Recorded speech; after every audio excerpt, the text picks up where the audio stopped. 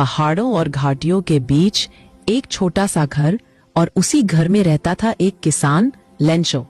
गरीब था, लेकिन दिल में भरोसा इतना कि खुद भगवान भी शर्म खा जाए। उस साल उसकी मक्के की फसल लहलहा रही थी।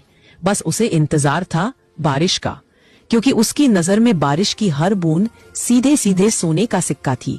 शाम हुई, हवा चली, बादल घिरने लगे और फिर आसमान से टप टप करके बारिश शुरू। लेंचो ने आसमान की तरफ देखा और मुस्कुराया। ये बूंदे नहीं, नए सिक्के बरस रहे हैं। लेकिन किस्मत ने यहाँ एक खेल खेला। बारिश अचानक ओलों में बदल गई और कुछ ही मिनटों में पूरा खेत सफेद बर्फ से ढक गया। फसल खत्म, उम्मीद खत्म और आने वाले दिनों में भूख तय। पर लेंचो का विश्वास नहीं टूटा।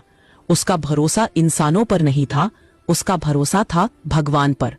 अगले दिन उसने कलम उठाई और सीधा भगवान को एक चिट्ठी लिख दी। हे भगवान, मेरी फसल बर्बाद हो गई है। मुझे बचने के लिए 100 पैसों चाहिए, कृपया भेज देना। चिट्ठी डालकर वो घर चला गया। पोस्ट ऑफिस में जब लोगों ने लिफाफा पढ़ा तो पहले हंसी आई, लेकिन वहां का पोस्टमास्टर, एक दयालु इंसान, सोच में पड़ गया। अगर हम इसकी मदद न करें तो इसका भगवान पर भरोसा टूट जाएगा। और फिर शुरू हुआ पैसे इकट्ठा करने का मिशन। किसी ने 5 दिया, किसी ने 10। पोस्टमास्टर ने खुद भी अपनी जेब से दिया।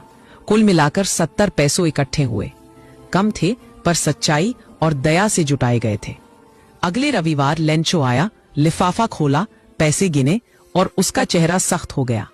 भगवान पर शक नहीं, उसके दिमाग में शक तो इंसानों पर था। उसने फिर एक चिट्ठी लिखी सीधे भगवान को, और उसमें लिखा, भगवान, आपने पैसे भेजे, धन्यवाद। लेकिन एक बात, अगली बार पैसे पोस्ट ऑफिस वालों के हाथ मत भेजना। ये लोग चोरों का गिरोह है। और ये था अ लेटर टू गॉड का सबसे बड़ा ट्विस्ट। जिस इंसान ने सबसे ज्यादा मदद की, वही कहानी में चोर कहलाया।